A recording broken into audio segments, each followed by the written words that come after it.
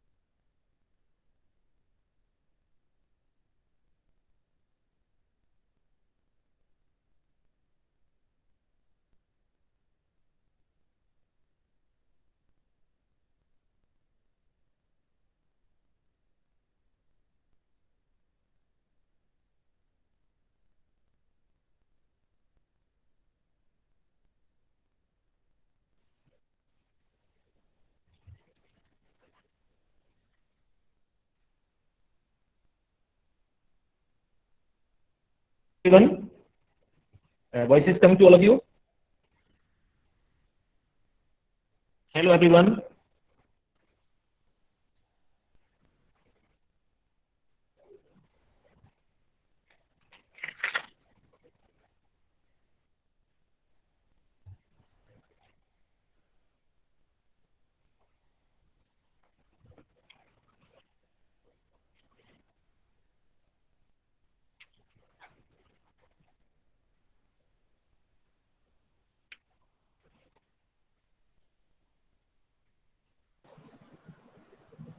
अभिषेक जी जी सर। चालू कर सकते हैं। चांसलर सर भी आ चुके हैं ऑनरेबल और जी जी जी चेयरमैन जी जी जी सर जी sir. Okay okay okay sir. तो hello everyone. A very warm welcome to all of you. Very good afternoon to all of you. Today is the World Pharmacist Day, 25th September, and on the occasion of World Pharmacist Day, Department of Pharmacy, Sri Krishna University, Chhatarpur is going to organize expert talk from webinar for all of us, for the students, faculties, to all of you. So, World Pharmacist Day is observed on the 25th September to encourage the activities that promote and advocate for the role of pharmacists in improving health in the every corner of the world. World Pharmacist Day was an initiative of the International Pharmaceutical Federation, that is known as the FIP, and the date was chosen 25th September because the FIP was established on 25th of the September. This day is in order to organize all the activities related to the pharmacist on this day. So, pharmacists are the reason people get the best medicines. I welcome on the behalf of the Department of Pharmacy to all of you in the today's webinar talk, expert talk on the occasion of the World Pharmacist Day. I welcome to our University Chancellor, Dr. Brajen Singh Gautam sir. I welcome to our University Chairman, Dr. Pushpen Singh Gautam sir. I welcome to our Pro-Vice Chancellor, sir, Sri Girish Tripathi sir. I welcome to our Registrar, Mr. Vijay Singh sir, Sri Vijay Singh sir. And I welcome to our today's keynote speaker, Dr. Sarvesh Sharma sir and Dr. Piyush Khare sir. I also welcome to all the faculty members of the Sri Krishna University in the today's expert talk from webinar. So I request to our today's speaker sir, and I give this mic to Sri Girish Tripathi sir. He will start. He will welcome our today's keynote speaker. Okay sir. Thank you very much. सबसे पहले मैं स्वागत करता हूं honourable chancellor doctor Brajen Singh Gautam, Shri Krishna university. बहुत बहुत स्वागत honourable chairman sir, Shri Krishna university. हमारे साथ अभी जुड़ चुके हैं डॉक्टर सुनील प्रकाश चतुर्वेदी सर जी, उनका ही बहुत बहुत स्वागत है। उनके ही सानिध्य में, उनके ही दिशा निर्देश में हमारा जो फार्मेसी विभाग है वह इस तरह से उन्नति कर रहा है। और बहुत स्वागत है हमारे कीनोट स्पीकर जो है। सबसे पहले डॉक्टर सर्वेश शर्मा जी, उनका स्वागत है। ये एक्स एसोसिएट प्रोफेसर रह चुके हैं LNCP कॉलेज में। इसके अलावा इन्हें जूनियर रिसर्च फेलोशिप से अवार्ड किया गया था AICT के द्वारा 2004 में। ये रजिस्टर्ड फार्मासिस्ट है MP फार्मेसी काउंसिल में भोपाल में। ये FDA के अप्रूव्ड मैन्युफैक्चरर केमिस्ट भी हैं और इन्हें यंग इनोवेटर अवार्ड से भी नवाजा जा चुका है। ये 2 टाइम बेस्ट फैकल्टी अवार्ड से भी नवाजे जा चुके हैं, जो सृजन के द्वारा अवार्ड इनको दिया गया। ये association of pharmaceutical teachers of India के लाइफ टाइम मेंबर हैं। इसके अलावा ये इंडियन सोसाइटी ऑफ फार्माकोग्नोसी और जीनोम फाउंडेशन ऑफ इंडिया के भी मेंबर रह चुके हैं। रिसेंटली इनका एक पेटेंट है on novel anti cancer liposome, that is in under examination, और यह पब्लिश भी हो चुका है। तो एक बहुत ही रिनॉल्ड एक पर्सनैलिटी है डॉक्टर सर्वेश शर्मा जी, और करंट में ये फार्मासिस्ट है, क्वालिटी फार्मासिस्ट इन डिस्ट्रिक्ट हॉस्पिटल विदिशा। हमारे जो दूसरे कीनोट स्पीकर हैं वो है डॉक्टर पीयूष खरे जी। इन्होंने अपना बी फॉर्म जो किया है वह 2002 में, एम फॉर्म 2004 में तथा पीएचडी 2011 में from the world famous department of pharmaceutical sciences doctor Hari Singh Gour university Madhya Pradesh Sagar से। और प्रेजेंट में ये अपनी जो जिम्मेदारियां हैं वह as a senior regulatory specialist जो है वह अपने एक कंपनी में कर रहे हैं। और एक मेजर जो फार्मास्यूटिकल जाइंट है वो इनके अंडर में ये काम कर रहे हैं। And they work on the support for the release and launch of the products for human use. इसके पहले ये sir Aurobindo institute of medical sciences में एचओडी के पद पर भी रह चुके हैं। इनके अंडर में 20 रिसर्च एंड रिव्यू पब्लिकेशंस हैं। ये 6 बुक चैप्टर्स में भी अपने सहभागिता दे चुके हैं और एक एडिटेड बुक्स में भी इनका कार्य रह चुका है। इन्हें आउटस्टैंडिंग ओरल पेपर प्रेजेंटेशन से अवार्ड किया गया था in international biomedical engineering conference में सिंगापुर में 2008। इनका 15 साल से ज़्यादा का टीचिंग और इंडस्ट्रियल एक्सपीरियंस है और ये 14 से अधिक स्टूडेंट्स को रिसर्च वर्क में सहयोग दे चुके हैं। बहुत बहुत स्वागत हमारे दोनों कीनोट स्पीकर्स का और स्वागत सभी जो भी हमारे बुद्धिजीवी यहाँ पर उपस्थित हैं। अब मैं अनुरोध करूंगा ऑनरेबल चांसलर महोदय से कि वो 2 शब्द वर्ल्ड फार्मासिस्ट डे के अवसर पर अगर कहना चाहें। Honourable chancellor. बहुत बहुत धन्यवाद pro vice chancellor Shri Krishna university Girish Tripathi ji, pharmacy विभाग के अभिषेक पाठक जी, दीपेन जी, हेमंत जी, हमारे प्रिंसिपल चतुर्वेदी जी और जो आपके कीनोट स्पीकर हैं आज के कार्यक्रम के, आदरणीय शर्मा जी, आदरणीय खरे जी, मैं उनका सबका स्वागत करता हूं। और जो ये फार्मेसी जो के लिए आज ये दिन मनाया जा रहा है विश्व फार्मेसी दिवस के नाम से, तो निश्चित रूप से वर्तमान में जो अभी जो समस्याएं चल रही हैं स्वास्थ्य को लेकर के, उसमें फार्मेसी विभाग या फार्मेसी के क्षेत्र में काम करने वाले लोगों की बहुत ही महत्ता बढ़ जाती है। क्योंकि डॉक्टर्स तो इलाज करेंगे लेकिन उनको मेडिसिन और उसमें जो मेडिसिन का कंपोजिशन होना चाहिए, क्या होना चाहिए, उस घटक के ऐसी कौन सी दवाई बनाई जाए उस घटकों के माध्यम से कि जो अच्छी रेमेडी हो सके, मरीजों को या अन्य लोगों को अच्छा से अच्छा लाभ पहुंचा सके और उसके नुकसान मतलब साइड इफेक्ट्स ना हो। तो भारत देश चूंकि एक प्रगतिशील देश है और बहुत बड़ी विशाल जनसंख्या का देश है, इसमें इस बात का भी ध्यान रखना पड़ता है जो इन दवाइयों के क्षेत्र में काम कर रहे हैं कि मेडिसिन बनाए लेकिन उसका बजट भी मतलब इतनी महंगी भी ना हो पाए कि सामान्य आदमी के अप्रोच में भी ना रह सके। तो निश्चित रूप से जो भारत देश इस दिशा में प्रयास कर रहा है, जो अभी जेनरिक मेडिसिन आपने नाम सुना होगा अभी नई आ गई है, ऐसे बहुत सारी अपार संभावनाएं अभी इस क्षेत्र में। तो मैं आज के इस दिन पे जो भी हमारे परिवार के श्री कृष्णा विभागाध्यक्ष प्रोफेसर्स जो भी क्षेत्र में काम कर रहे हैं, मैं उनसे गुजारिश करूंगा कि आने वाले समय में विद्यार्थियों को भी ऐसी शिक्षा देने का प्रयास करें कि वो आने वाले समय में जो फार्मेसी का मूल मंत्र है, मूल उद्देश्य है कि दवाइयों के विषय में अत्यंत गहराई पर जाकर के ऐसी दवाइयों की उत्पत्ति करना। जैसे अभी मान लीजिए कोविड का ही विषय चल रहा है, कोरोना का विषय चल रहा है, तो आने वाले समय में फार्मासिस्ट ही तो इसकी दवाई बनाएंगे। वो कहीं के भी हो सकते हैं, अमेरिका के हो सकते हैं या रशिया के हो सकते हैं या इंडिया के हो सकते हैं, कहीं भी हो सकते हैं। तो जो भी दवाई का जो कंपोजिशन तैयार करेंगे वो जाहिर सी बात है फार्मासिस्ट करेंगे। तो आज के इस दिन पे मैं जो भी फार्मेसी के क्षेत्र में जो लोग कार्य कर रहे हैं, मैं उनको स्वागत करता हूँ, सम्मान करता हूँ।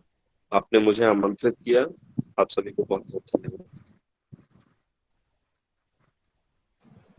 बहुत बहुत धन्यवाद ऑनरेबल चांसलर सर। अब मैं अनुरोध करूंगा हमारे chairman sir doctor Pushpendra Singh Gautam ji से कि वो 2 शब्द इस वर्ल्ड फार्मासिस्ट डे के अवसर पर।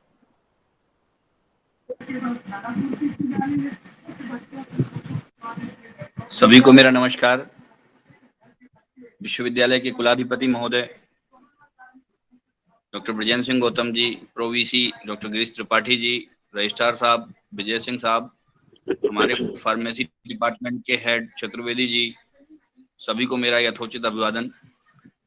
आज वर्ल्ड फार्मेसी डे है, जिसके उपलक्ष्य में ये ऑनलाइन वेबिनार का आयोजन हमारे फार्मेसी विभाग के द्वारा किया जा रहा है। जैसा कि हमारे कुलाधिपति महोदय जी ने भी बताया, इस वैश्विक महामारी कोविड के कारण फार्मेसी, नर्सिंग, मेडिकल सेक्टर में बहुत अहम भूमिका निभाई है। यदि आज हमारे देश में फार्मेसी, मेडिकल और नर्सिंग स्टाफ कोरोना योद्धा के रूप में काम ना करते, तो जिस स्थिति पर हम देश में कोरोना से लड़ रहे हैं और जीतते जा रहे हैं, शायद नहीं जीत पाते। आज चाहे कोई भी देश हो, देखा जाए तो फार्मेसी, नर्सिंग और मेडिकल स्टाफ इंडिया से ही बाहर जा रहा है। बहुत सारी दवाइयां भी इंडिया से ही बाहर जा रही हैं। इससे मेरा कहना यह है कि इंडिया कहीं ना कहीं, किसी न किसी रूप में, सभी जगह पर फार्मासिस्ट लोगों का बहुत बड़ा योगदान है। मैं चाहूंगा कि इस फार्मेसी दिवस पर जो ये वेबिनार हो रहा है, इस वेबिनार का कंक्लूजन निकले, विश्वविद्यालय में अध्ययन कर रहे विद्यार्थी व कार्य कर रहे प्राध्यापक कुछ ऐसी योजना तैयार करें कि इस कोविड-19 के समय व उसके बाद हम देश के लिए फार्मेसी के क्षेत्र में कृष्णा विश्वविद्यालय की तरफ से कुछ नया आविष्कार कर पाएं। उस तरीके की योजना तैयार करें जिसके लिए विश्वविद्यालय पूरी तरीके से तैयार है। रिसर्च लैब उपलब्ध कराने के लिए, आधारभूत संरचना उपलब्ध कराने के लिए या अन्य किसी प्रकार के संसाधन के लिए विश्वविद्यालय पूरी तरीके से तैयार है। हमारे विश्वविद्यालय के प्राध्यापक, छात्र चाहें जिस प्रकार की मदद हो हम करेंगे, लेकिन कुछ ऐसा आविष्कार करें जो देश में, प्रदेश में एक नाम स्थापित करें। आप सभी लोग इस वेबिनार को सफल बनाएं। इस वेबिनार की मेरी शुभकामनाएं हैं। बहुत बहुत धन्यवाद। बहुत बहुत धन्यवाद honourable chairman sir. Now I request Dr. Piyush Khare sir, our keynote speaker, to deliver his lecture. Good evening, everyone. Honorable Vice Chancellor Shri Vijender Singh Gautam ji, Honorable Chairman Shri Krishna University Shri P.S. Gautam ji, worthy and erudite Principal Shri Chaturvedi sir, Pro Vice Chancellor Shri Grish Tripathi ji, my near and dear junior, and rather I should say my younger brother Abhishek Pathak, and all the faculty members present at the outset. I congratulate all the pharmacists and all the staff of Sri Krishna University on this organization of this webinar, conference on World Pharmacist Day. Now, as Abhishek has already stated that why World Pharmacist Day is being celebrated every year since the FIP, that is Federation of International Pharmacists, that has been established on the same day. The current you can say the punchline of today's, or maybe this World Pharmacist Day of 2020 is transforming global health.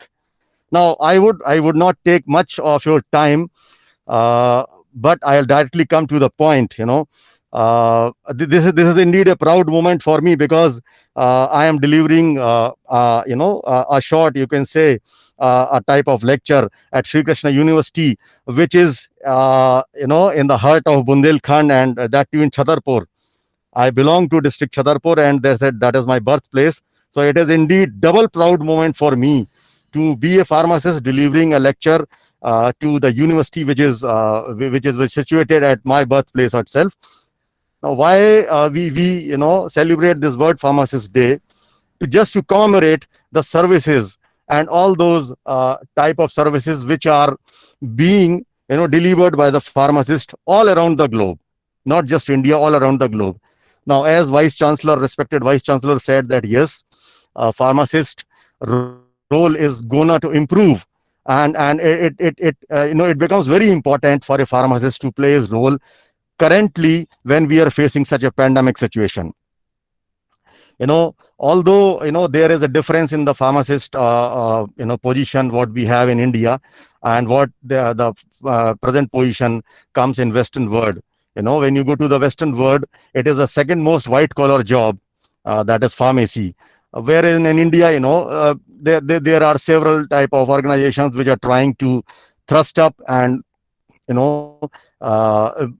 try just to ensure that the pharmacist gains what importance he or she has.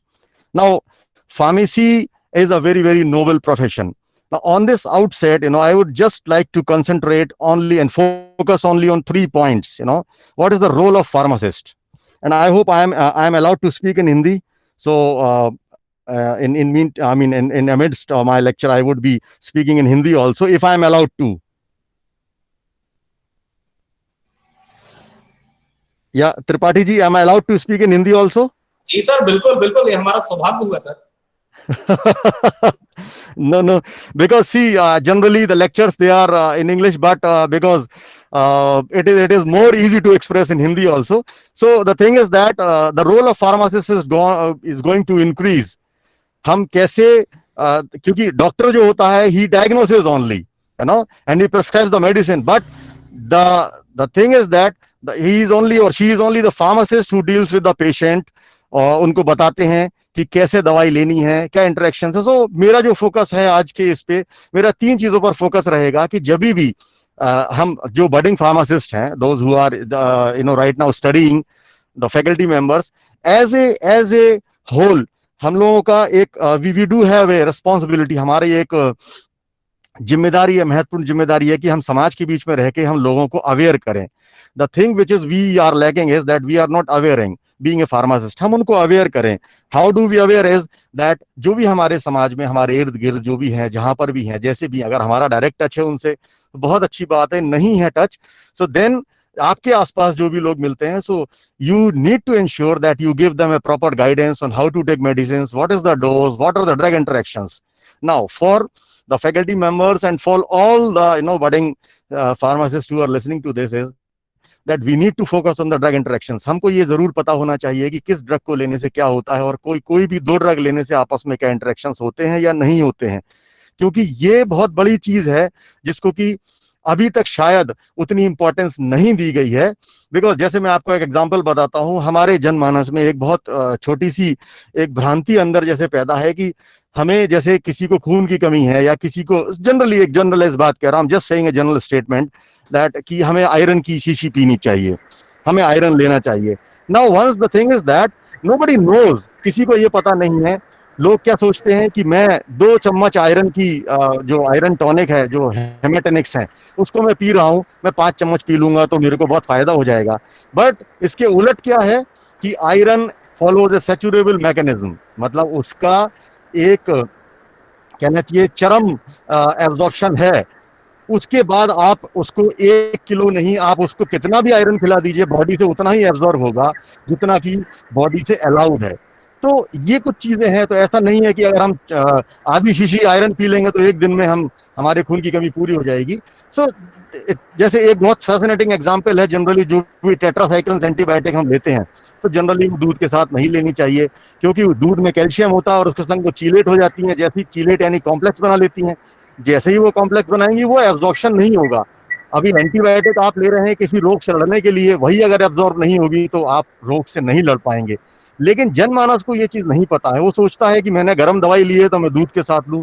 So there are n number of examples like that. So we need to concentrate on such type of drug interactions, and we need to aware the general populations.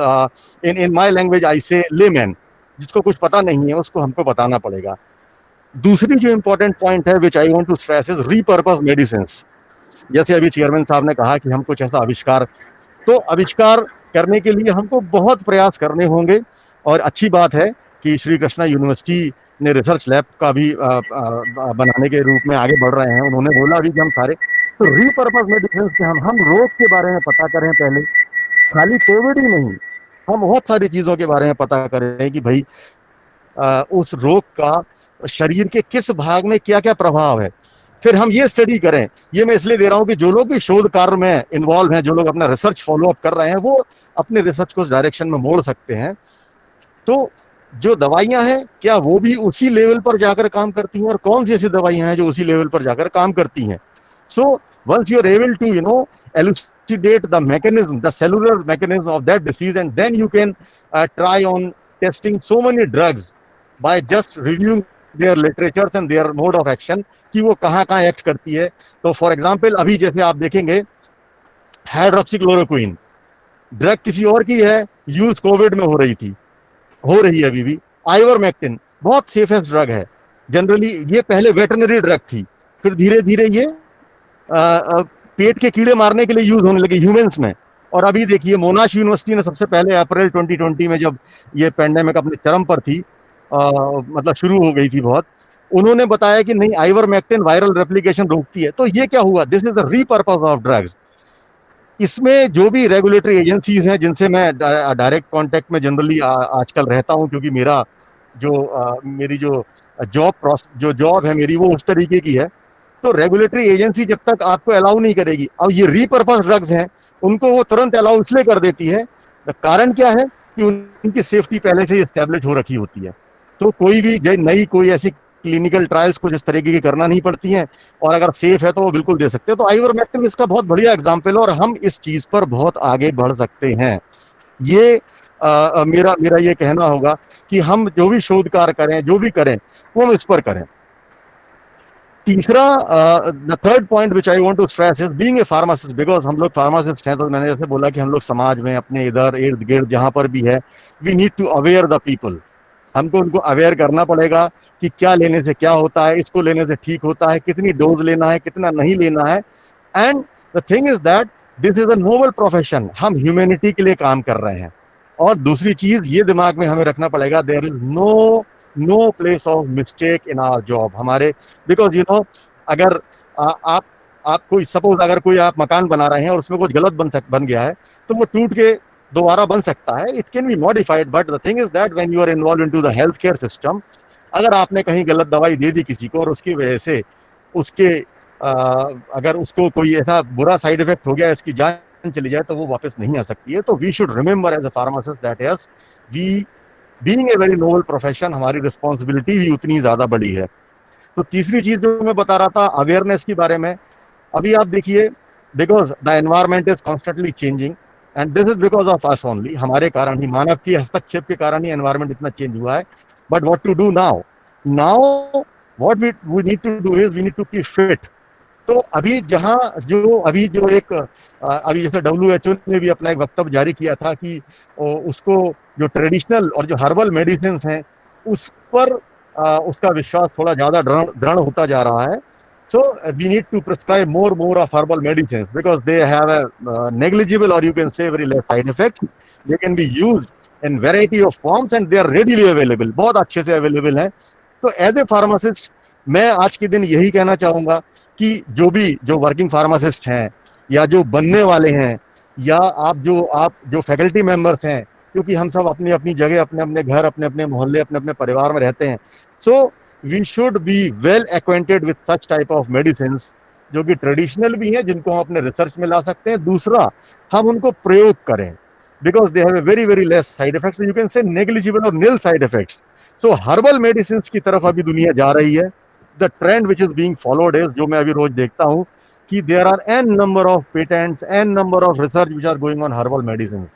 तो हम सोचें कि क्योंकि हमारे, अगर हम पुराना अपना इतिहास उठाकर देखेंगे या हम अपना पुराने शास्त्र या कोई भी ग्रंथ उठाकर देखेंगे, तो you will find that there are n number of formulas, nobody knows. किसी को अभी उसके आज से 50 साल पहले आप अगर देखिए, या आप 30 साल पहले देखिए, 25 साल पहले देखिए, गिलोय का उतना कंजम्पशन नहीं था because it was limited, it was restricted in the sense that we never knew. जबकि उसको अमृत बोला गया है, अमृत बेल बोला गया है। कहने का अर्थ ये है, ऐसा भी पुरानी किताबों में लिखा हुआ है, जो कि मैं यहाँ साइट करना चाहूंगा, कि अगर गिलोय की आप डंडी को तोड़कर, काट कर उसको एक लॉकर में रख दें, आप 100 साल बाद भी निकालेंगे तो उसके गुण वैसे के वैसे ही रहेंगे। इसीलिए इसको हमने बोला है अमृत। सो एंड एवरीथिंग जो जो जैसे हम बोलते हैं सच कड़वा होता है, so that is nothing, giloy is bitter, but we need to emphasise, हम गिलोय को कुछ ऐसा फॉर्मुलेशन बना सकते हैं क्या, जिससे कि उसकी जैसे टैबलेट्स मार्केट में आ रही हैं, अभी हम उसका एक्सट्रैक्ट निकाल के कुछ बना सकते हैं। So that we have to think as a pharmacist, because generally जनमानस में एक दूसरी भ्रांति ये भी है, जो कि मैं इस वर्ल्ड फार्मासिस्ट डे पर, जो कि बिल्कुल उपयुक्त समय है, मैं बोलना चाहूंगा कि जब मैं फार्मेसी में एडमिशन लेने जा रहा था तो मैंने सागर के लिए मैं बस में बैठा, तो जनरली मेरे बगल में एक सज्जन बैठे हुए थे, तो उन्होंने बोला बी फार्म करने जा रहे हो, मैंने कहा हाँ, बोले हाँ आप एमआर तो बन ही जाओगे। तो उनको ये नहीं पता है अभी कि there are n number of stars in the field of pharmacy. आप फार्मास्यूटिकल इंजीनियर भी होता है, फार्मास्यूटिकल साइंटिस्ट भी होता है, फैकल्टी मेंबर्स भी होते हैं, मेरे तरीके के फार्मास्यूटिकल रेगुलेटर्स भी होते हैं, and there are so many hospital pharmacist भी होते हैं, क्लिनिकल फार्मासिस्ट भी होते हैं, और सबसे ऊपर फार्मास्यूटिकल कंसल्टेंट्स भी होते हैं, जो कि ये बताते हैं कि किस मर्ज में कौन सी दवाई कैसे देनी है और क्या क्या कॉम्बिनेशन देना है। ये कल्चर अपने यहाँ धीरे धीरे आ रहा है, जिसको हम जनरली फार्म डी के रूप में जानते हैं। सो this is coming, it is already prevalent in western world, especially in US doctor diagnoses, but the medicine is prescribed only by a pharmacist. So this is how their importance is present there. अभी यहाँ पर भी आ रही है, it is एक और हम अपने प्रोफेशन से जब प्यार करेंगे, हम अपने प्रोफेशन को जब आगे बढ़ाएंगे, and it is only through awareness, कि नहीं फार्मासिस्ट करने से खाली आप सेल्स में नहीं जाएंगे, बहुत सारे विस्टार्स हैं, there are n number of stars. So this is how, ये जो मैंने 3 पॉइंट्स आपको बताए, कि पहला ये कि हम अपने समाज को अवेयर करें, being a pharmacist which is our responsibility as well. Second, अगर हम रिसर्च की बात करते हैं तो we should give an impetus and we should give a focus and thought on the repurpose of medicines. And third is that we should advocate the use of herbal medicines, which are very safe, very safe.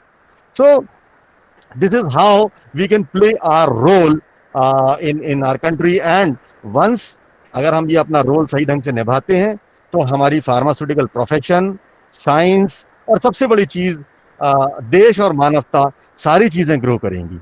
So this is my views. इसमें मैं जो idea, क्योंकि ये बहुत short it was, because मेरे को अभी मेरी एक मीटिंग भी रहेगी 5 बजे, सो मैंने वाइस चांसलर साहब से मैंने रिक्वेस्ट किया था कि साहब मुझे अगर आप पहले कर दें, और मतलब 15-20 मिनट कुछ ऐसा समय मुझे, हालांकि कभी कभी पता नहीं चलता है बोलने पर कि कभी कभी कितना समय हो जाता है, तो मैंने उनसे ये आग्रह किया था और उन्होंने उस आग्रह को माना, इसके लिए बहुत बहुत धन्यवाद। मैं यही कहना चाहूंगा कि मैंने जो आपको ये बहुत कंसाइज एक नटशेल में बताया है कि हमारी रिस्पॉन्सिबिलिटीज क्या हैं और हमको आगे क्या करना है, और मेरा, अगर आप विश्वास मानेंगे, मार्क माई वर्ड्स, मेरे शब्दों पर ध्यान दीजिएगा, इनको लिख कर रखिएगा, अगर आप में से कोई भी इन तीनों में से किसी भी एक चीज को उठाकर अपने प्रोफेशन का एक लाइन बनाकर चलता है, ही और शी विल डेफिनेटली सक्सीड। और जैसे चेयरमैन साहब ने बोला, वाइस चांसलर साहब ने बोला कि नहीं, हम सारी फैसिलिटीज देने तैयार हैं, तो खुशी की बात होगी कि मेरे जन्मस्थली से कुछ ऐसा आविष्कार निकले इन तीनों आइडियाज को लेकर। जहां तक मेरी बात है, तो मेरी तरफ से आपको कभी भी किसी भी चीज की, फैकल्टी मेंबर्स से लेके श्री कृष्णा यूनिवर्सिटी को कभी भी कुछ ऐसा लगता है कि मैं उनके काम आ पाऊंगा, तो मैं अपना अहोभाग्य समझूंगा। बहुत बहुत धन्यवाद। पुनः एक बार मैं आपको वर्ल्ड फार्मासिस्ट डे की बधाई देता हूं। I congratulate once again to all the staff, faculty members, honourable vice chancellor साहब, chairman sir, principal Chaturvedi sir, pro vice chancellor साहब, श्री गिरीश त्रिपाठी जी, अभिषेक पाठक, and all the staff members for joining me and giving me a chance to present my views, especially on the World Pharmacist Day. और उससे ज़्यादा important ये भी है कि मेरी जो जन्मस्थली है, मेरा गृह प्रदेश, मेरा गृह नगर जो है, वहीं पर सिचुएटेड एक यूनिवर्सिटी का छोटा सा एक व्याख्यान में ले पा रहा हूँ। इससे ज़्यादा सौभाग्य मेरे लिए कुछ और हो नहीं सकता था। बहुत बहुत धन्यवाद।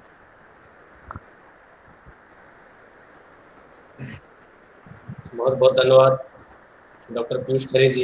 हमारा भी ये सौभाग्य था, और मुझे याद है कि आप जब छतरपुर आए थे तो आपने श्री कृष्णा यूनिवर्सिटी को विजिट किया था, और बहुत ही ज़्यादा यहाँ के इंफ्रास्ट्रक्चर को देखकर अप्रिशिएट किया था। उस चीज़ के लिए बहुत बहुत धन्यवाद, और बहुत ही प्रेरणादायक आपका यह लेक्चर रहा।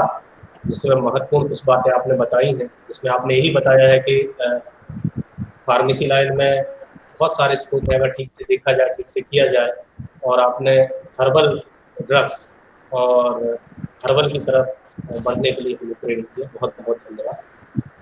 अब मैं इनवाइट करना चाहूँगा अपने दूसरे keynote speaker doctor Sarvesh Sharma ji को कि वो अपना बयान करें। डॉक्टर सर्वेश शर्मा जी।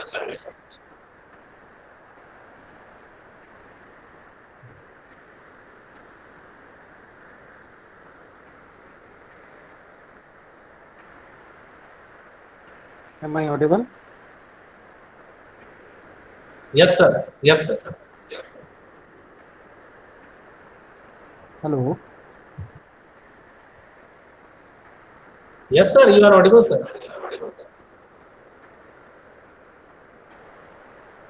So, myself, Dr. Sarvesh, सबसे पहले मैं respected Chancellor Sir Dr. Brajen Singh Gautam and Chairman Sir Dr. Pushpen Singh Gautam, Vice Chancellor Dr. Govind Singh जी, तो वाइस चांसलर और मेरे बहुत ही निकट मेरे परम मित्रों में से Shri Girish Tripathi ji, previous speaker, budding pharmacist, all pharmacy professionals, सभी को विश्व फार्मासिस्ट दिवस की बहुत सारी शुभकामनाएं। और पीयूष ने तो शायद अभी अनुमति मांगी थी, मैं हिंदी में पूरा संबोधन दूंगा। एक्चुअली ये मौका ऐसा है कि पीयूष तो चूंकि वहीं से हैं, मैं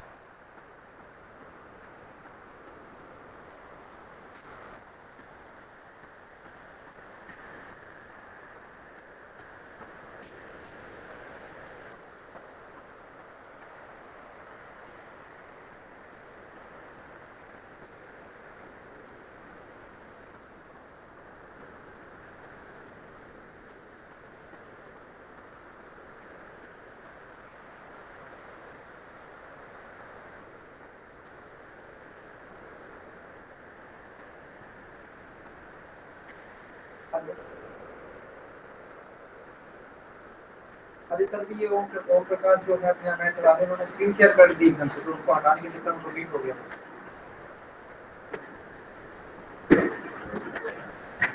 हेलो, आवाज नहीं आ रही है? आ गई सर, आने लगी।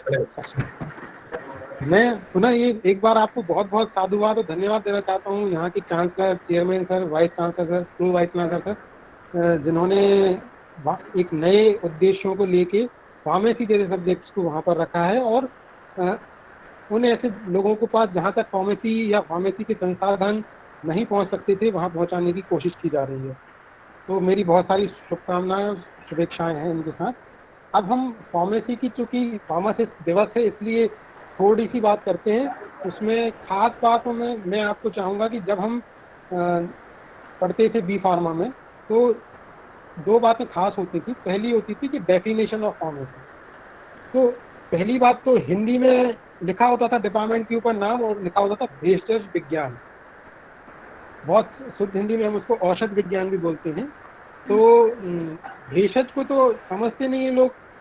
सिमिलरली इंग्लिश में भी फार्मेसी को थोड़ा सा मुश्किल मानते हैं, या फार्मेसी को समाज में एक मेडिकल रिप्रेजेंटेटिव, मेडिकल शॉप पर बैठा हुआ एक आदमी, या कभी अपभ्रंशों में फार्मेसी को फार्मर मार्केट किसान भी समझ लेते हैं।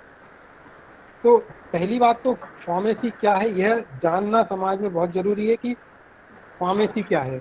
दूसरा फिर फार्मासिस्ट कौन होता है।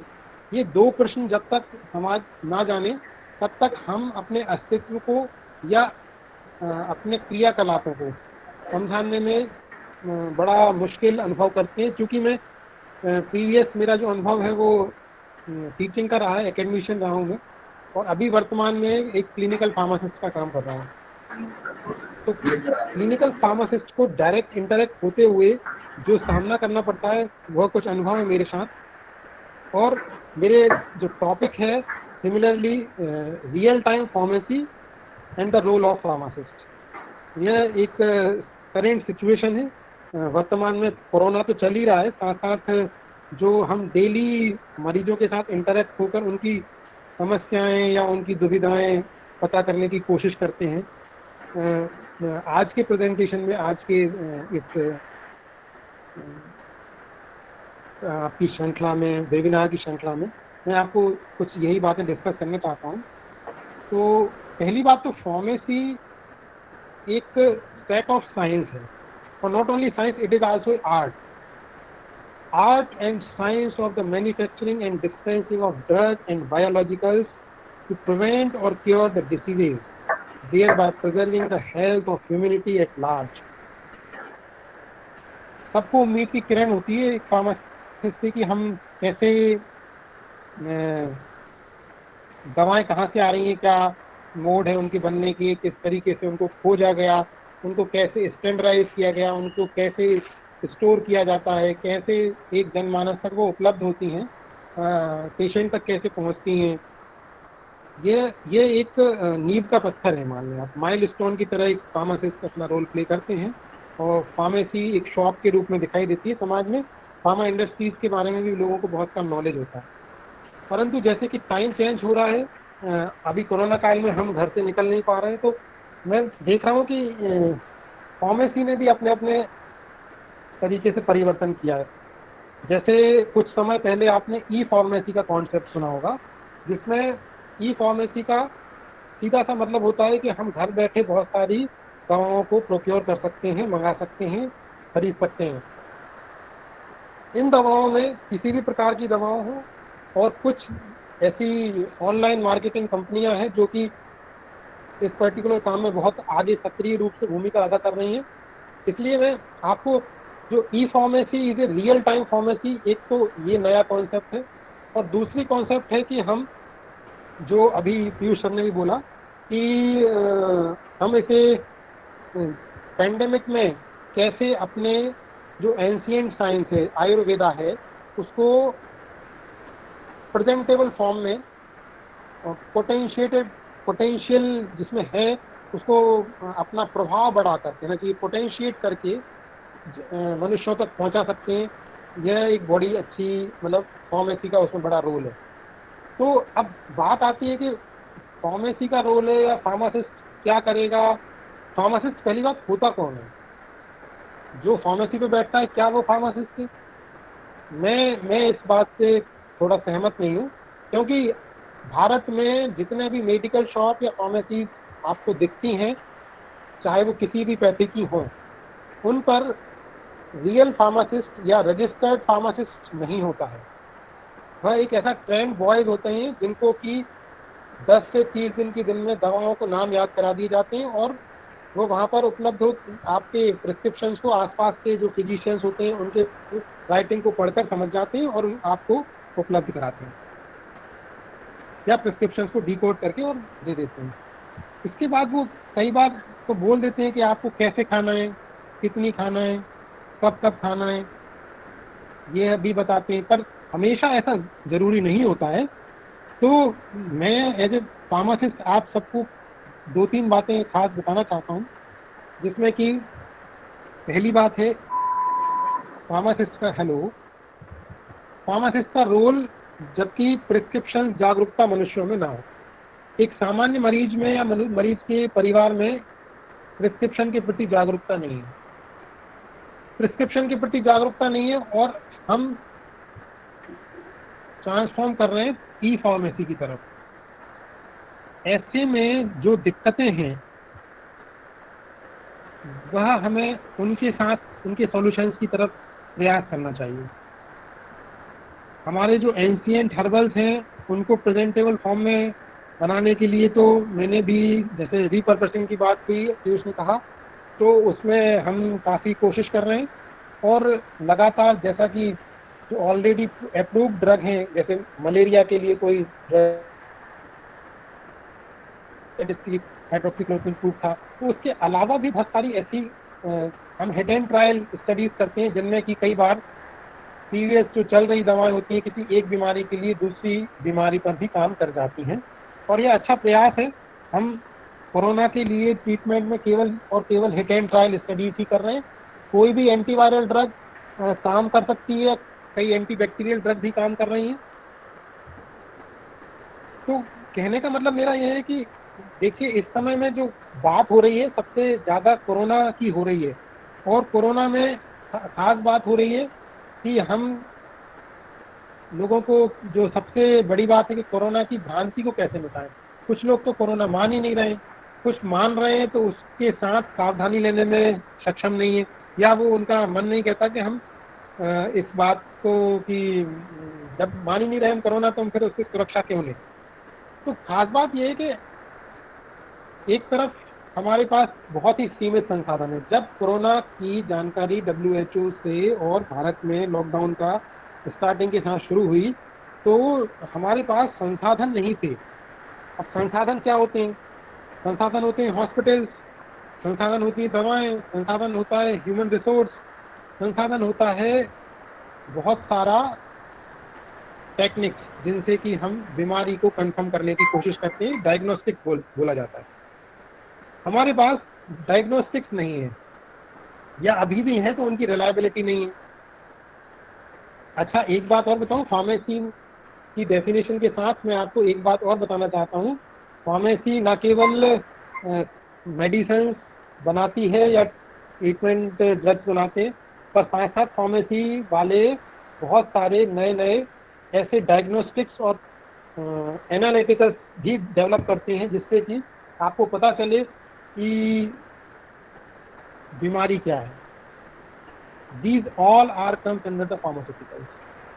अब इन फार्मास्यूटिकल्स को बनाने की स्टेप बहुत सारी होती है। ड्रग डिस्कवरी प्रोसेस बड़ी लंबी होती है। हम चूंकि फार्मासिस्ट हैं, फार्मासिस्ट का रोल थोड़ा सा बताना है रियल टाइम फार्मेसी में।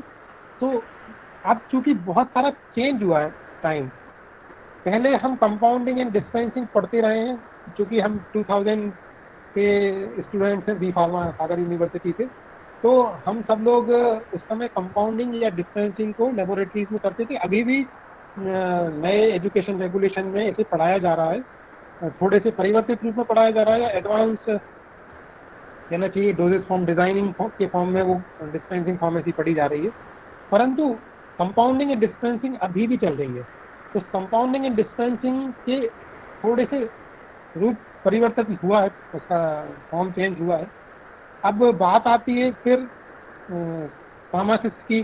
तो मैं फार्मासिस्ट के लिए बोल रहा था कि एक तो समाज में दिखने वाला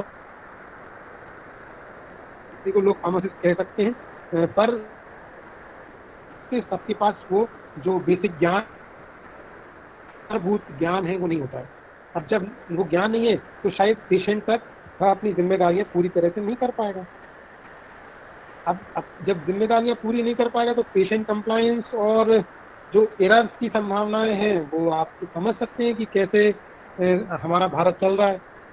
फिर भी हम उम्मीद, जो आशा की किरण होती है, फार्मासिस्ट से करना वाजिब है। जो क्वालिफाइड फार्मासिस्ट हैं उनसे हमें ऐसे समाधान, ऐसे अच्छे दवाओं, जिसको गुणवत्तापूर्ण दवाएं बोलते हैं, की ज़रूरत होती है, जिसको कि समाज या एक अंतिम व्यक्ति, समाज का वह अंतिम व्यक्ति प्राप्त कर सके।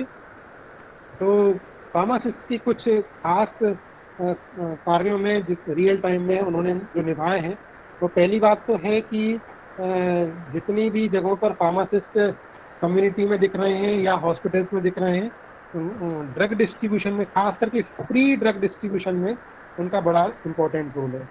दूसरा इम्पोर्टेंट रोल है डायग्नोस्टिक्स में भी, चूँकि टेक्निकली साउंड होते हैं फार्मासिस्ट।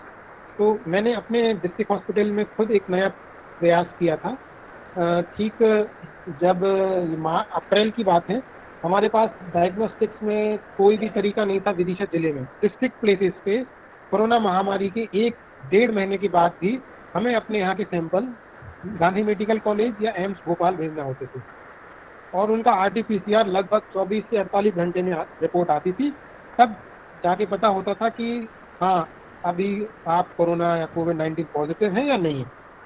क्योंकि इनिशियली RT-PCR ही एक कंफर्मेटरी टेस्ट था, और वह लिमिटेड स्पेस पे था, क्योंकि महंगा है, सब कुछ कारण हैं, तो ठीक है।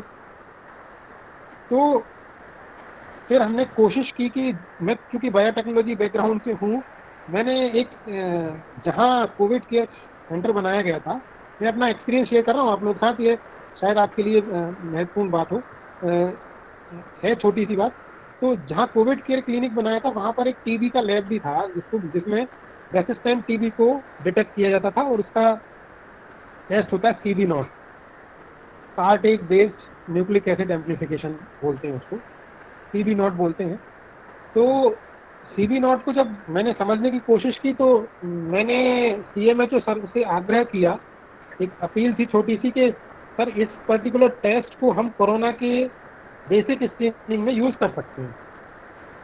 तो इनिशियली भारत में क्या डिनाई करने की एक टेंडेंसी होती है, आप कोई भी नई चीज़ को जैसे बोलोगे तो वो एक्सेप्ट नहीं करता। साइंस में तो बहुत ज़्यादा होता है अभी, साइंस में हमने मान लो कोई एक, अब तो चूंकि कोरोना में तो बहुत सारे हिट एंड ट्रायल चल रहे हैं, परंतु जब पहली बार कोई अलग हट की चीज़ बोली जाती है तो उसको एक्सेप्ट नहीं करती, मतलब सोसाइटी करती नहीं।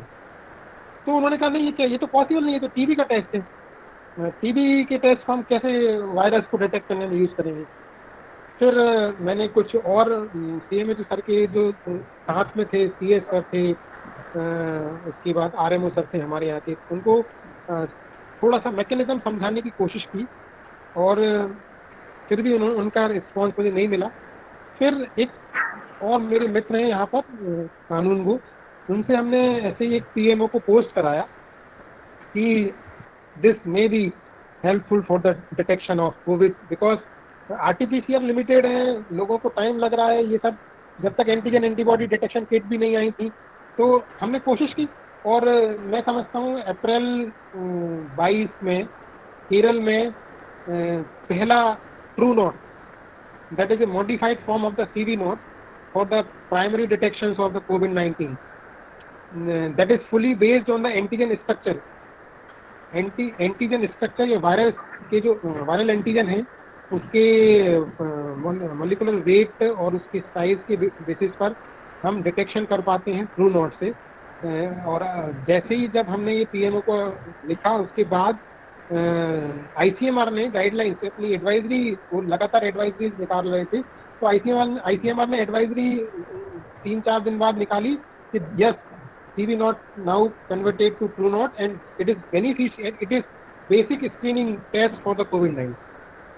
यह एक छोटा सा इनिशिएटिव था, एक अप्रोच होती है हम कैसे करंट सिचुएशन में या पेंडेमिक चल रहा था, या जो रियल टाइम, हम उसको वर्ड एग्जैक्टली रियल टाइम बोल देते हैं, नीड है, रियल टाइम नीड थी वो।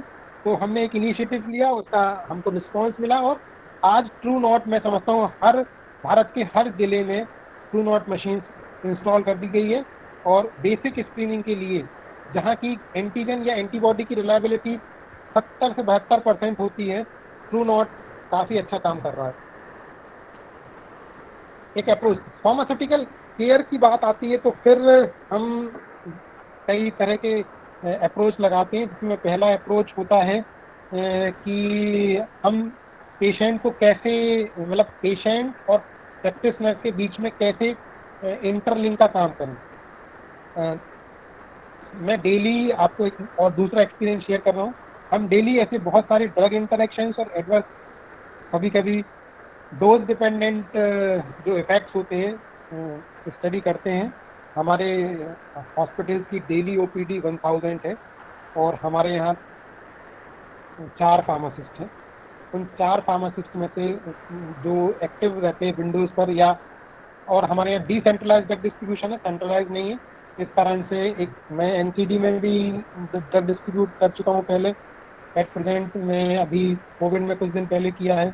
अभी मैं नॉर्मल अपना सेंट्रल अपना स्टोर में हूँ, और ड्रग डिस्ट्रीब्यूशन सेंटर जिसमें कि आईसीटीसी होता है, इनमें भी हम काम करते हैं अलग अलग जगहों पर, जिन पे अलग अलग तरह की दवाएं जैसे दी जाती हैं। एनसीडी मीन्स होता है नॉन कम्युनिकेबल डिसीज, 10 तरह की मतलब स्टेज डिफाइन करता है, जिनमें खास करके hypertension, diabetes, thalassaemia, thyroid, cancer, ये सब बीमारियां होती हैं, haemophilia.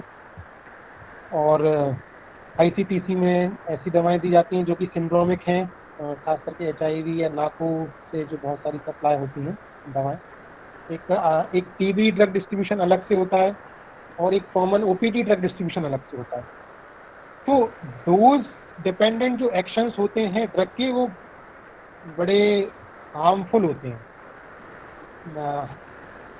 Pro vice chancellor sir ये मुझे बातें मतलब चूँकि हम बी फार्म कलीग रहे तो हमें वो याद आती हैं। Mister Girish Tripathi well known pharmacologist too. तो मैं आपको कहना ये चाह रहा हूँ कि बात केवल नॉलेज की नहीं है, उस नॉलेज को जब तक हम एग्जीक्यूट और इम्प्लीमेंट ना करें तब तक वो आदमी अंतिम आदमी तक नहीं पहुँचेगी। समाज में वो पहुँचना वैसी बात होगी ना जैसे कि क्योंकि सारा क्रेडिट गोज टू फिजिशियन और प्रिस्क्राइबर, और इंडिया में प्रिस्क्रिप्शन की राइट्स नहीं है। तो हमें राइट्स नहीं चाहिए, पर हम अपनी रिस्पॉन्सिबिलिटीज पूरी करें और वो अपनी रिस्पॉन्सिबिलिटीज ईमानदारी के साथ करें, यह समय की मांग है। अगर ये टाइम डिमांड आप फुलफिल कर पाते हैं या उनके बीच में इंटीग्रेशन बना पाते हैं तो मैं समझता हूँ कि भारत में फार्मेसी के जो अपॉर्चुनिटीज़ कह दें या पर्सपेक्ट्स बोल दें, पोटेंशियल बोल दें, बहुत ज़्यादा मिलने वाला है। और जैसा कि सर ने बताया कि हर्बल्स में बहुत ज़्यादा अपॉर्चुनिटीज़ हैं। दिक्कत केवल हर्बल्स के प्रेजेंटेशन की है। हम आयुर्वेदा को ज़्यादा पॉपुलर इसलिए नहीं कर पाए, दो कारण है मेरे हिसाब से। मैं बहुत क्लियर फैक्ट बता रहा हूँ। पहला तो हम उसे इंटीग्रेटेड फॉर्म में देते हैं, उनके डोजेज फॉर्म्स बल्कि हैं, तो इस कारण से ऑनसेट ऑफ एक्शन थोड़ा सा स्लो है, लंबे समय तक लेना पड़ता है। यह सारी दिक्कतों के कारण हम आयुर्वेदा को प्रेजेंटेबल नहीं बना पाए। पर फिर भी अभी लेटेस्ट रिसर्च खास करके आप देखेंगे Himalayas, Dabur, Bhootpapeshwar is one of the best Ayurvedic pharmaceutical company. हमारे यहाँ तो लोग नाम भी बहुत कम जानते हैं, पर इतने पोटेंशियल प्रोडक्ट्स हैं कि उनमें that is very much similar to allopathic system of drug. और अगर आप कई सारे एलोपैथी उनको प्रेफर कर रहे हैं। अब बात आती है कि हम अगर एलोपैथी और जब यूज़ कर ही रहे हैं, जब क्रिटिकल कंडीशन होती है तब तो हमारे पास आयुर्वेदिक या other alternative system of medicine use नहीं किए जा सकते। तो फिर बात आती है कि हाँ, इनको हम क्रोनिक जो बीमारियां हैं, खास करके क्रोनिक बीमारियां हैं, उनमें तो इनका पोटेंशियल यूज़ करना ही चाहिए। वो केवल इसलिए क्योंकि लॉन्ग टर्म क्रोनिक बीमारियां लॉन्ग टर्म ट्रीटमेंट डिमांड करती हैं। लंबे समय तक जब ट्रीटमेंट लिया जाएगा तो वाइटल ऑर्गन्स पर उनके साइड इफेक्ट्स कम होंगे और आयुर्वेदिक जो सेफेस्ट सिस्टम है न केवल कंट्रोल करेगा डिसीजेस सिम्टम्स को, बल्कि क्योर भी करेगा। तो मेरा आपसे कहना यह है कि खास बात सभी लोग इस बात को समझने की कोशिश करें कि पोटेंशियल बहुत है, प्रेजेंटेबल बनाने की ज़रूरत है। अब कैसे प्रेजेंटेबल बनाया जाए? तो क्या केवल नोवल ड्रग डिलीवरी ही प्रेजेंटेशन है? नहीं, हम थोड़ा सा आगे बात करते हैं जिसमें कि हम खास करके फार्मास्यूटिक्स, जिसको कि हम अभी बोल रहे हैं कि R&D में बहुत सारा काम हो रहा है या फॉर्मुलेशन डेवलपमेंट में काम हो रहा है, हम डोजेज फॉर्म को चेंज कर रहे हैं।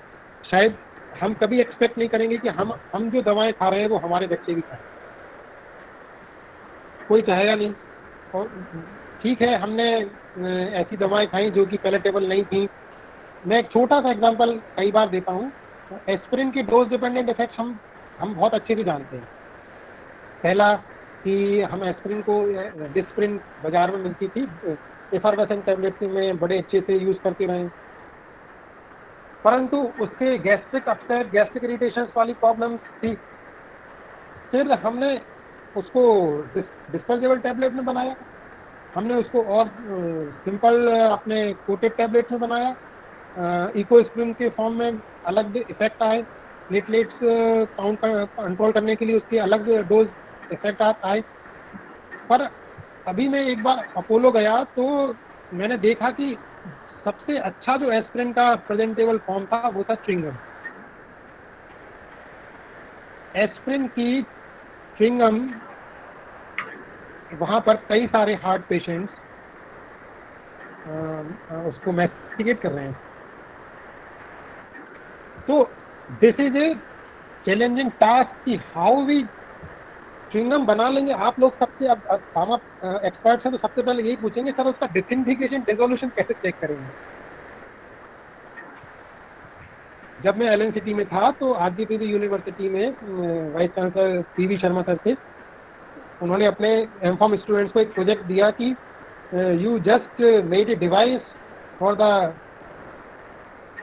Checking of disintegration and evaluation of disintegration and dissolution time for the chewing gum। अब उसकी एक नॉर्मल च्युइंग गम बेस बनाया उन्होंने और इसके बाद उन्होंने एक डिवाइस मैस्टिकेशन टाइप की डिवाइस डेवलप की एंड उसका पेटेंट मिला उनको। च्युइंग गम डिसइंटीग्रेशन और डिसोल्यूशन डिसइंटीग्रेशन देखने के लिए और डिसोल्यूशन देखने के लिए उनको उसका पेटेंट मिला। तो कहने का मतलब ये है कि ये प्रेजेंटेबल फॉर्म बनाना ही फार्मासिस्ट का एक फार्मास्यूटिकल इंडस्ट्री में रहते हुए या रिसर्च में रहते हुए बड़ा रोल है। अभी मैं विटामिन ए सप्लीमेंट्स की बात कर रहा हूँ, दूसरा एग्जांपल है, इनके बाद थोड़ा सा मूव कर रहा हूँ। विटामिन ए अगर आप बच्चों को देते हैं या तो ड्रॉप फॉर्म में दिया जाता है या फिर सॉफ्ट जिलेटिन शेल कैप्सूल्स में दिया जाता है। अलग अलग इंटरनेशनल यूनिट्स होती हैं, नॉर्मली 1 लाख 2 लाख में आता है, उसके अलावा 40,000 में भी छोटे बच्चों को दिया जाता है। विटामिन डी के साथ भी यही है, जो लिपिड सॉल्युबल विटामिन हैं उनको प्रेजेंटेबल बनाना थोड़ा सा मुश्किल होता है। पर तो जब मैं अपनी बच्ची को, खुद अपनी बच्ची का एग्जांपल बता रहा हूँ, विटामिन ए देता था तो वो पैलेटेबल नहीं होता था, वो बाहर निकाल देती थी। तो मार्केट में उसके लिए मुझे सर्च करना पड़ा। मैं फार्मासिस्ट हूँ इसलिए मैंने एबॉट की एक जेम्स जैसी शुगर कोटेड टैबलेट आती है, आप में से शायद आप लोग जानते होंगे, एबॉट फार्मास्यूटिकल कंपनी की जेम्स जैसी, बिल्कुल सिमिलर टू जेम्स, बड़ी इकोनॉमिक है, शायद 8 या 10 रुपए की 10 गोलियां आती हैं और आप उसको बच्चे के मुंह में रख दीजिए, बड़े इजीली वो खा जाएगा। तो this is art and group of science of pharmacy. हम प्रेजेंटिव, अब आप सोच रहे होंगे जैसे हमने तो पहले जब हमको पेट दर्द होता था तब पुदीना ही लिया है, पुदीना लिक्विड आता था। मदारी के पेट में दर्द को सॉल्व करने के लिए पुदीना लिक्विड बड़ा आसान, अभी भी शायद आपको बाजार में मिल जाए। परंतु अगर हम उस पुदीना एक्सट्रैक्ट को ही यूज करते रहते हैं तो कई लोगों को मैंने वॉमिटिंग उसके बाद ऑब्जर्व होती हुई देखी है। अब आप अगर पुदीना लिक्विड नहीं ले पा रहे उसमें तो फिर कहेंगे बताशे में ले लो। अब उस पुदीना लिक्विड को हमने कैसे बना दिया, सॉफ्ट जिलेटिन शेल में पुदीना टैब बना दी। ये कन्वेंशनल डोजेज फॉर्म ही है, कहीं मैं नोबल की बात नहीं कर रहा हूँ, क्योंकि जब मैं नोबल की बात करता हूँ तो लोग कहते हैं तुम लाइबोसोम बोलते हो पर है कहाँ तुम्हारे लाइबोसोम, या कोई नैनो पार्टिकल की बात करेगा या बहुत सारे ऐसे।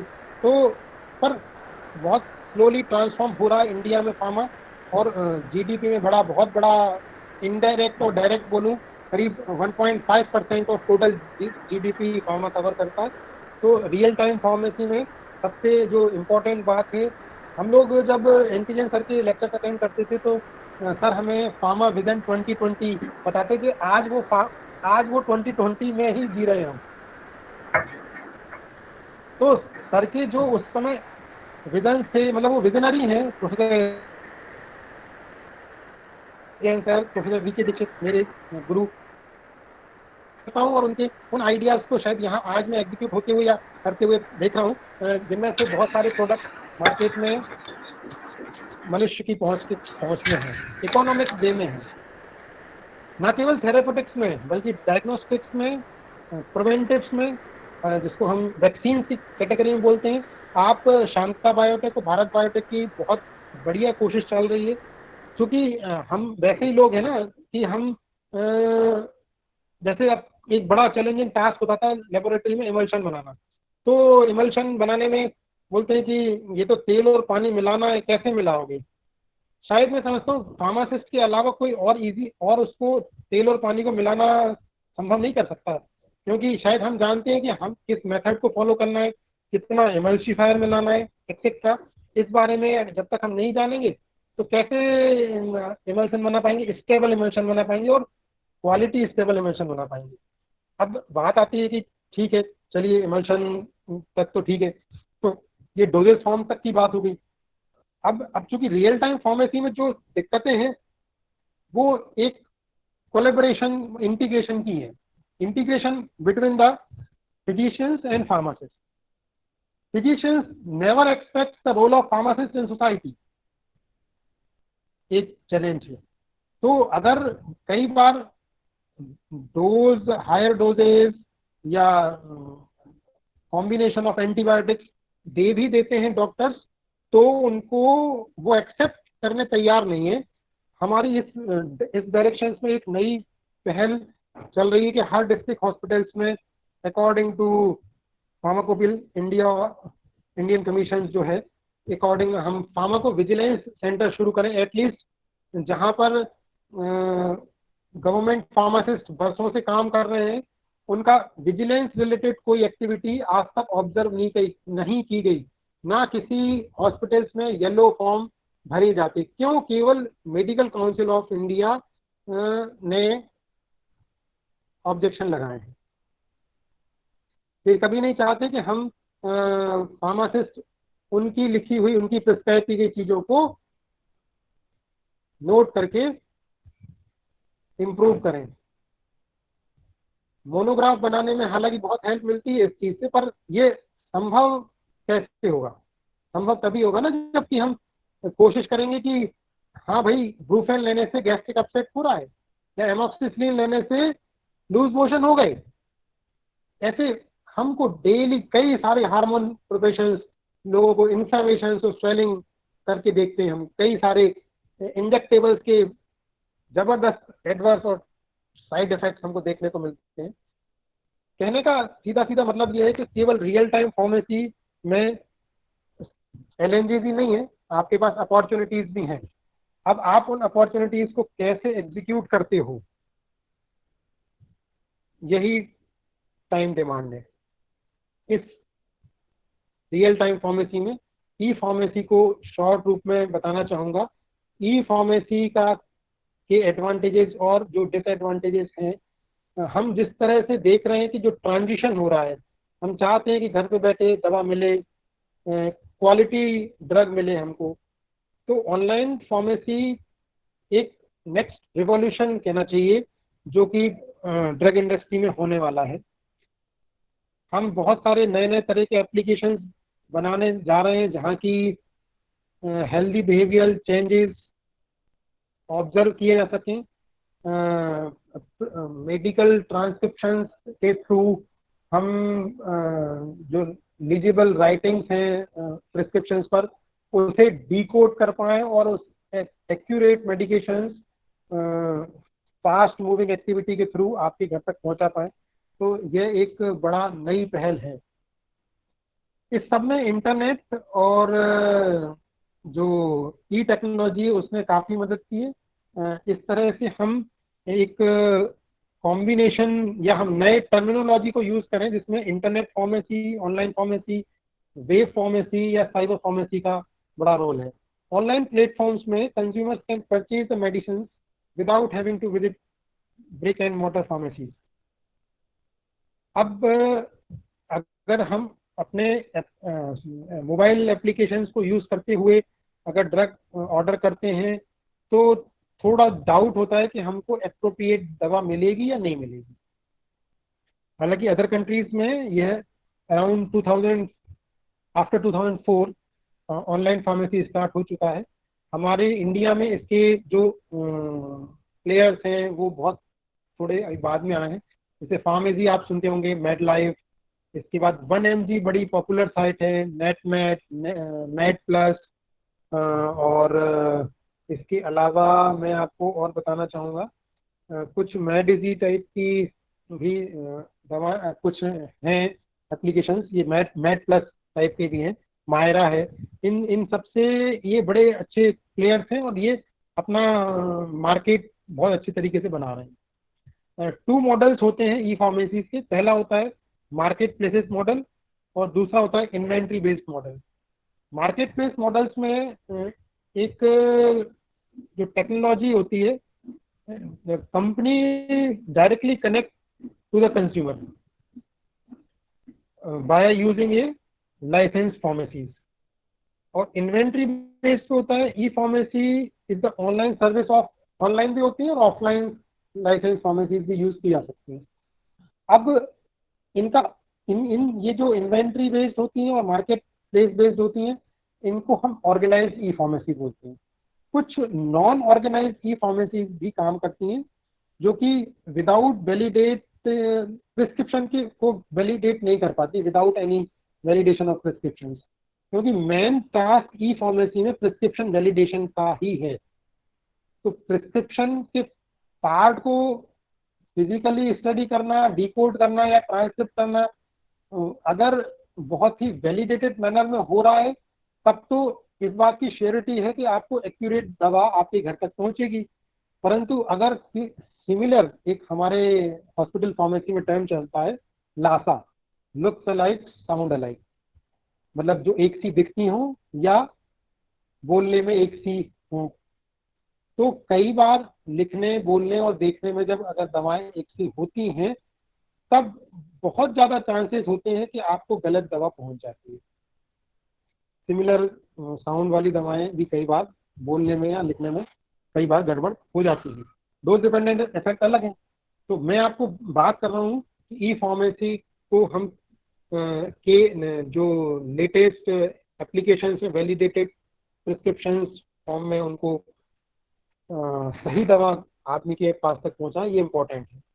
अब एक तो होती हैं ये जो टेक्नोलॉजी इन्वॉल्व होती है ई फार्मेसी के लिए, वो पहली होती है मोबाइल बेस्ड। इसमें तो आप सीधा मोबाइल एप्लीकेशन डाउनलोड करके और उस फार्मेसी के सारे जो यूज़ करना चाहते हो फंक्शंस कर सकते हो। दूसरा होता है एक लाइसेंस फार्मेसी, वहाँ पर registered pharmacist forward the verified prescription to the pharmacy store from where the medicine are dispensed by licence pharmacy. तो कुछ पर्टिकुलर, जैसे अमेजोन काम करता है डेली नीड्स के उसमें, सिमिलरली कुछ ऐसे लाइसेंस फार्मेसीज होती हैं जो कि प्रिस्क्रिप्शंस को डिकोड या ट्रांसक्रिप्ट करके और सुटेबल ड्रग प्रॉपर पैकिंग के साथ आपके घर तक पहुंचाती है। रिटेल स्टोर्स वाले बड़े ऑब्जेक्शन लेते हैं कि ई फार्मेसी, क्योंकि ई फार्मेसी में हमको इकोनॉमी पे भी प्रभाव पड़ता है, इन लोगों का डेली का जो रिटेल आउटपुट है वो कम हो जाता है और इस तरह से आपको कई बार नहीं मिल पाती दवा। तो मेरा कहने का आपको सीधा सा मतलब यहाँ ये है, हेलो, कहने का मतलब ये है कि ये जो रिटेल स्टोर्स और इनका है ये तो चलता ही रहेगा, रिटेल स्टोर्स की अपनी इम्पोर्टेंस है, ई फार्मेसी की अपनी इम्पोर्टेंस है। ई फार्मेसी की जो साइकिल है उसे ऑपरेट करने में prescription capturing and validations, then transcriptions of the prescriptions to drug, वहाँ डायरेक्ट डिस्पेंसिंग नहीं है, then dispensing के बाद packing and then send to the consumer, यह एक प्रोसेस होती है। और इस तरह से उसमें कई सारी टेक्नोलॉजी, मतलब खास करके मोबाइल टेक्नोलॉजी, वेब टेक्नोलॉजी बड़ी मदद करती है। लाइसेंस वहाँ पर रजिस्टर्ड फार्मासिस्ट के ही यूज़ किए जाते हैं और इस तरह से हम कस्टमर के बीच में एक इंटरकनेक्शन बनाते हैं। क्योंकि अब बात आती है कि क्या सारी दवाएं ई फार्मेसी पे उपलब्ध होती हैं या केवल एलोपैथी ही होती है। तो हम ड्रग को अलग अलग पैथीज में क्लासिफाइड करते हैं। एक होती है आयुर्वेदिक सिस्टम, दूसरा होता है यूनानी सिस्टम, तीसरा होम्योपैथी और मॉडर्न एलोपैथी सिस्टम। तो इसके बेसिस पर हम वहाँ एप्लीकेशन में डिजाइन करते हैं कि व्हाट टाइप ऑफ ड्रग या पर्टिकुलर सिस्टम ऑफ मेडिसिन की ड्रग है, जिससे कि हम आपको, होम्योपैथी वाले अलग अपना यूज़ करते हैं, आयुर्वेदिक वाले अलग करते हैं और इन सब के लिए प्रिपरेशन फॉर्मुलेशन फार्मेसीज भी अलग अलग होती हैं।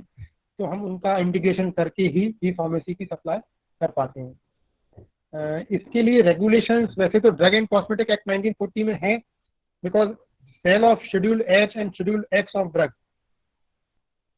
इसको फुलफिल करता है। और drug and cosmetic act 1940 and rule 1945 हम इंडियन मेडिसिन काउंसिल एक्ट 1956 की अपग्रेडेशन के साथ pharmacy and doctors work together. एक तो ये बात कहते हैं if e pharmacies are allowed then the relations will be lost, ये खत्म हो जाएगी। MCI code of ethics provide करता है। एमसीआई कहता है कि नहीं, गिविंग और रिसीविंग एनी रिबेट्स और कमीशंस, ये बड़ी दिक्कत वाली चीज है। तो हेल्थ मिनिस्ट्री, सीडीसीएसओ, इन सबके रेगुलेशंस और इनके को देखते हुए हमें एक स्ट्रॉन्ग इंटीग्रेशन की जरूरत है। हालांकि ऑनलाइन फार्मेसीज अभी भी 1948 और जो अभी एक नया आईटी एक्ट 2000 आया, तो 2000 आईटी एक्ट में legal issues pertaining to online dealings, but it is silent to the aspects of e format. यहाँ पर थोड़े से ऑब्जेक्शंस हैं। फिर अब कई सारे सजेशंस की बात आती है। मतलब कुल मिला के कंज्यूमर को केवल प्रिस्क्रिप्शन वैलिडेशंस की बात है, परंतु कई सारे रेगुलेटरी एस्पेक्ट्स में हमें इन कई समस्याओं का सामना करना पड़ रहा है। फिर भी federation of Indian chambers of commerce and industry, ये आपके आईपीए और कई सारे एसोसिएशंस के साथ हमने अपील की है, और अभी वर्तमान में सीडीसीएसओ ने ऑनलाइन फार्मेसीज को रजिस्टर करने की परमिशन भी दे दी है। ये लेटेस्ट अमेंडमेंट्स है। खास करके जो एक्सेप्शनल ड्रग्स हैं उसमें नार्कोटिक एंड साइकोट्रोपिक और ट्रैंक्विलाइजर्स को छोड़ रखा है। ई फार्मेसीज में वो परमिट नहीं, मतलब उनको नहीं करना है ट्रांसक्रिप्ट और distribute, except narcotic and psychotropic plus tranquilliser drugs. और कई बार ऐसी ड्रग्स होती हैं जिनमें कि कई ऐसे प्रिस्क्रिप्शन होते हैं जिनमें कि राइटिंग रीड नहीं कर पाते, तो भी ऐसी दिक्कत होती है। अब बात आती है कि हम इससे कैसे बिजनेस कर सकते हैं। तो आप के लिए ई फार्मेसीज में वो सारे कंज्यूमर्स जो घर पर बैठे हुए हैं, जो जैसे आप कॉलोनीज में काम कर सकते हैं, जैसे आप मतलब आपको कोई भी कम्युनिटी में जाके आप काम कर सकते हैं। कई हॉस्पिटल्स में जाके आप ई फार्मेसीज के बारे में अवेयरनेस पैदा कर सकते हैं। बात ई फार्मेसी के अवेयरनेस की है और प्रिस्क्रिप्शन वैलिडेशन की है, जिससे आदमी तक क्वालिटी प्रोडक्ट्स, क्वालिटी ड्रग्स पहुंच पाए सही तरीके से, सेफर मैनर में। तो सेफ्टी हमारा एक प्राइम इशू होता है, safety and quality. Pharmaceutical care जितना सेफर और क्वालिटी ओरिएंटेड होगा, that means the role of pharmacist also from dosage form to care, pharmaceutical care की तरफ ट्रांसफर हो रहा है। तो यह भी एक रियल टाइम डिमांड है।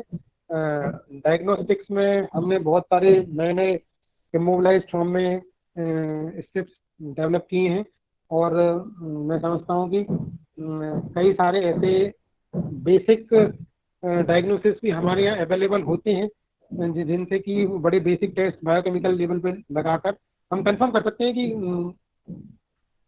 बीमारी है या नहीं। क्वालिटेटिवली बहुत सारे बेसिक टेस्ट होते हैं जिनको सिंपल लगा के आप कंफर्म कर सकते हैं कि है कि नहीं। आगे मैं आपको केवल इतना ही कहना चाहूँगा, क्योंकि त्रिपाठी सर चूँकि हमारे कलीग रहे हैं और हमें उनकी एक बात हमेशा लाइफ लॉन्ग याद रहेगी, ना दैन्यम ना पलायनम। तो श्री कृष्ण यूनिवर्सिटी के जो प्रयास खास करके शिक्षा और खास करके फार्मेसी के लिए हो रहे हैं, वो तो बहुत ही मतलब मील का पत्थर बनेगा, कहना चाहिए मील का पत्थर ही बनेगा। और इसके साथ मैं आपको फिर से अपील करता हूँ, as a government hospital pharmacist होने के नाते मैं आप सबसे एक बात अपील करता हूँ कि एज मतलब फार्मा प्रोफेशन को आप एक साइड रख दें, फार्मासिस्ट दे है अच्छी बात है, हम सब होमोसेपियंस तो हैं ही। तो हम अपने फंक्शंस को अगर समझते हैं, हम अपने फंक्शंस के बारे में जानने की कोशिश करते हैं, तो शायद हम ज़्यादा अवेयर रह पाएंगे। दूसरा, मोदी जी का स्वच्छ भारत अभियान में हम सब लोग, क्योंकि स्वस्थता जो हेल्थीनेस है वह क्लीनिनेस में निवास करती है, में ही स्वस्थता का निवास है। तो रहते हैं तो बहुत सारे अपने आप ही प्रोटेक्शन मिलते रहेंगे, आपको बीमारी से बचाव रहेगा। केवल कोरोना आया है इसलिए नहीं, हमको और दूसरे पेंडेमिक चल रहा है ठीक है, इसके अलावा हमको दूसरे और बीमारियों के भी खतरे हैं। डेंगू अलग है, इन्फ्लुएंजा अलग है, मलेरिया अपना कभी पीछा नहीं छोड़ रहा है। जब मलेरिया की वैक्सीन तो आना अभी बहुत दूर है, कोशिश जारी है, परंतु हम जब तक वैक्सीन नहीं मिलेगी तब तक केवल सुरक्षा, साफ सफाई से ही सुरक्षा रख सकते हैं। वर्तमान में भी हमारे पास 2 ही आभूषण हैं, एक सैनिटाइजर और दूसरा मास्क। तो इनकी उपयोग करें, सही तरीके से उपयोग करें और अपने आप को स्वस्थ रखें, अपने परिवार को स्वस्थ रखें। इसी के साथ मैं बहुत बहुत धन्यवाद और आभार प्रकट करता हूँ श्री कृष्ण यूनिवर्सिटी के सभी डिग्निटरीज का। धन्यवाद। अब इसके बाद अगर फिर भी कोई क्वेश्चंस हो तो आप मुझसे पूछ सकते हैं। बहुत बहुत धन्यवाद डॉक्टर सर्वेश शर्मा जी। यदि किसी को कोई प्रश्न पूछना है तो पूछ सकता है।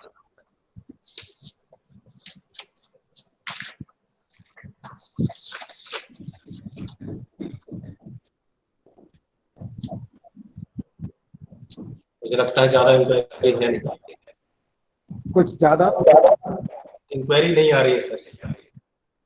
चलिए कोई बात नहीं।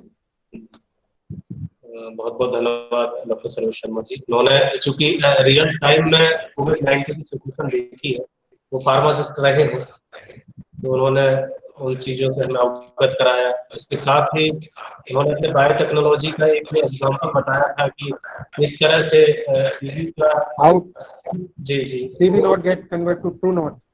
जी जी, तो वो एक बहुत ही एक उदाहरण है कि हमें लीक से हटकर सोचना चाहिए। मैं भी जो प्रिपरेशन तैयार कर रहा था ग्लोबल ट्रांसफॉर्मिंग हेल्थ में क्या बोलूंगा, तो एक स्नैपशॉट है। उस समय अल्बर्ट आइंस्टीन की लाइन आपको बताना चाहूंगा।